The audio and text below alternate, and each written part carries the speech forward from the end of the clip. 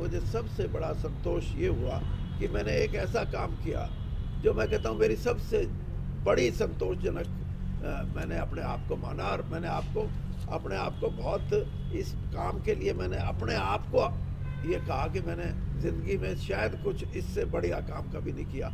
आज भी यही परिस्थिति है कि भगवान ना करे कोई ऐसी परिस्थिति बिगड़े।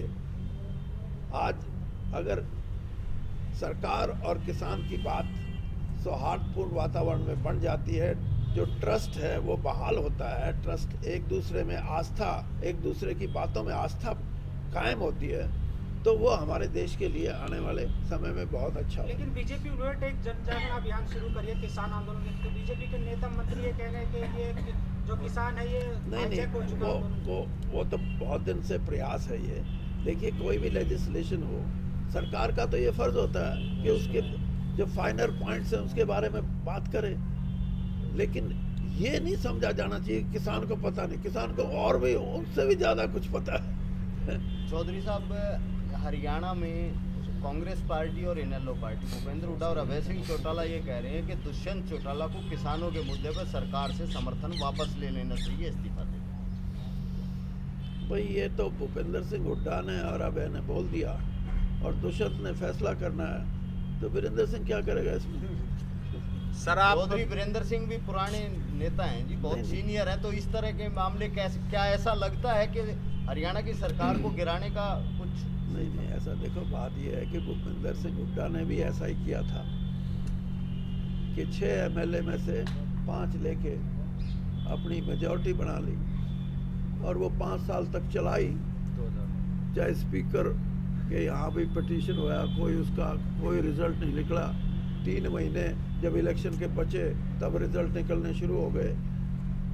तो हरियाणा की राजनीति में छोटी स्टेट है, छोटी स्टेट में ये हमेशा होता है कि कहीं ना कहीं थोड़ा 5-4 का फर्क रहता है, तो फिर ऐसी बातें होती हैं। बाकी मैं तो ये कहता हूँ कि अगर ये अलायंस है और दूसरा कोई इलेक्शन हमारे सिर पे ना पड़े तो अलायंस चले तो ठीक है, और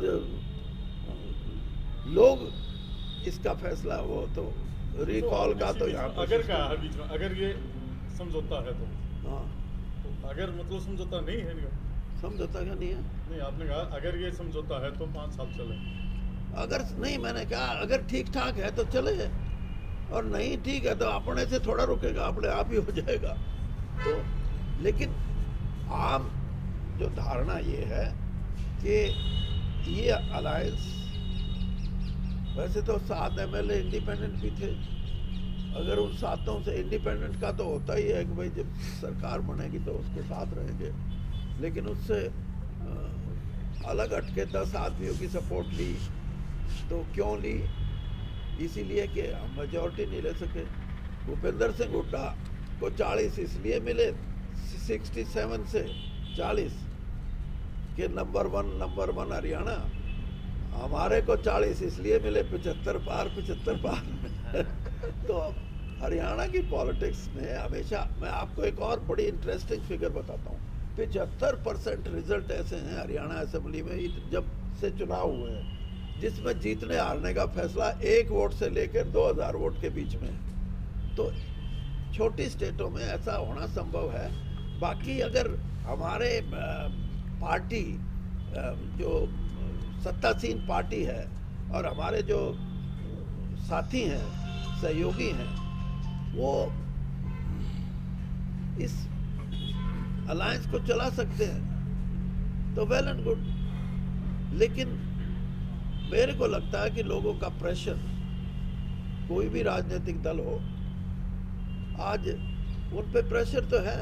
अब प्रेशर ज़्यादा ज़रूरी है या सरकार ज़्यादा ज़रूरी है, ये तो उन लोगों ने फैसला करना, आप तो नहीं कर सकते। तो स्वामीनाथन आयोग की सिफारिशों को लागू करके किसान की दशा में सुधार किया जा सकता है, सरकार करनी क्यों काट रही है स्वामीनाथन आयोग की सिफारिशों को? देखिए, अब ये सवाल अभी वैसे कोई मायने नहीं रखता, क्योंकि मैं उस जब हमने 23 फसलों के भाव तय किए थे उसमें से आधे से ज़्यादा ऐसी फसल थी जिसमें स्वामीनाथन कमीशन से भी ज़्यादा मतलब जैसे टेक दी एग्जांपल ऑफ बाजरा 900 रुपये था, सीधा 1900 रुपये हुआ, तो वो तो स्वामीनाथन से भी 50% फालतू हो गया। लेकिन मैं इस पचड़े में नहीं जाना चाहता। मेरा सीधा सवाल ये है कि किसान को अगर भाव डबल भी कर दिया जाए तब भी उसकी गरीबी दूर नहीं होती। उसकी गरीबी, उसकी संपन्नता, उसकी आर्थिक अवस्था और उसकी आर्थिक अवस्था में उसकी भागीदारी तभी संभव है जब दूसरी चीज़ों में भी उसकी भागीदारी हो, वो वैल्यू एडिशन से हो, और वो एक्सपोर्ट जो आप करते हैं, इतना बड़ा एक्सपोर्ट है, उसके माध्यम से हो। अब ये चीज़ें हैं। इन चीज़ों को अब जैसे आपने कहा कि नए कानून, मैं ये कहता हूँ कि इन चीज़ों की भागीदारी करो, किसान तो भागा भागा मदद करेगा।